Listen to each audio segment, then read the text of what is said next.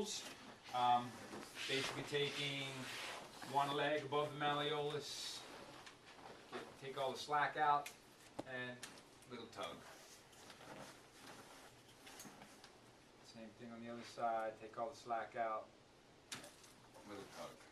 Okay?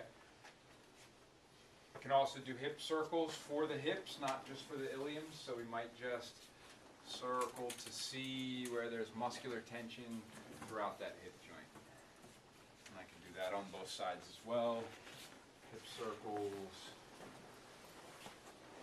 and hip circles. Just a little more onto that over here. Let's just loosen that up first.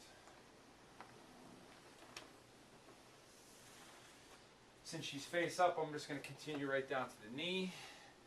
Let's go flexion. And let's go internal rotation. External rotation.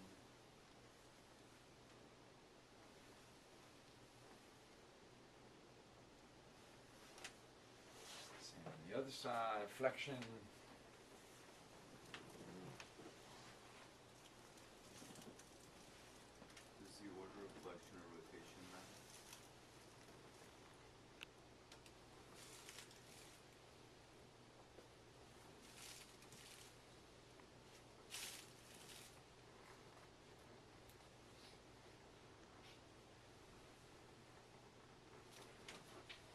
Again, since she's face up, I'm just going to keep coming down.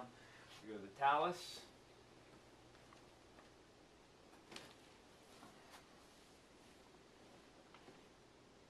There we go. Now, very slow, have a flip over. We go back up to the hips. So we did sacroiliac, which was one leg out on a slight angle, rocking the sacroiliac joint.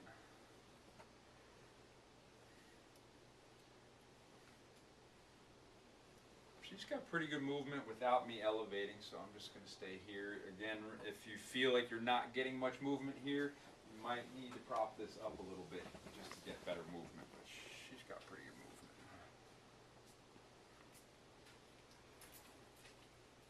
So a lack of movement in that position can show either it's all the way locked up or they're very flexible? Or they're very flexible, one of the two, yeah. And you probably know that from just predetermination on tension and stuff that you felt. The other thing to remember about that sacroiliac one is that if you had done the sacrum earlier and you found that this side was higher on the left sacroiliac joint is probably going to be more effective. So a lot of times I'll go right there. If I feel the sacrum on this side, I'll go right to that side of the sacroiliac. Okay. Then we have the acetabulum press, which is the opposite of the pull. Pulled it out, presses it back in. And this side just a hair.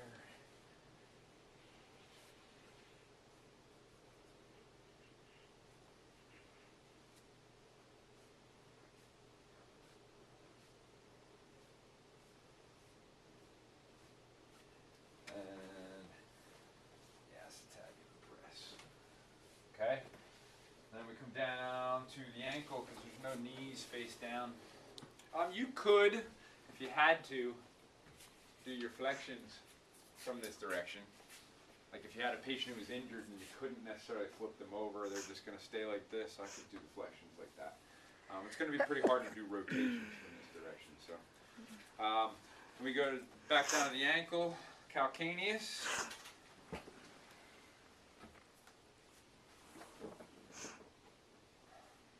Navicular. Oh, our navicular went right away. And cuboid. Okay, same on the other side. Calcaneus.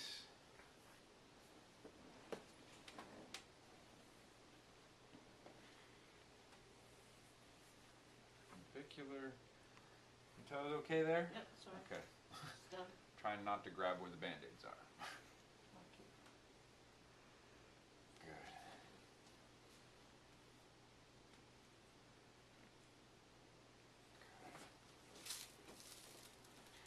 I didn't do was a knee pull, just because I didn't have her in that position. Go ahead and flip over for me. And let me get an assistant, Carlos. If you can hold this one stable for me. And another knee pull. And if you can hold that one stable for me.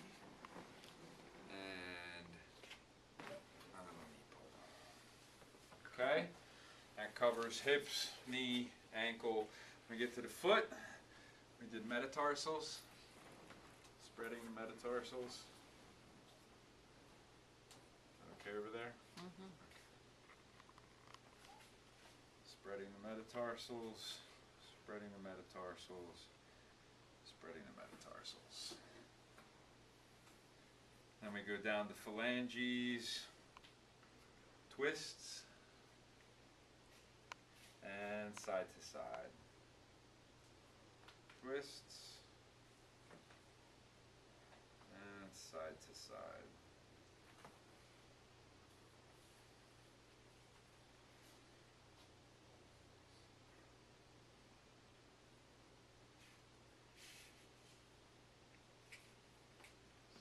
Side and twists and side to side, and we finish off with toe pull.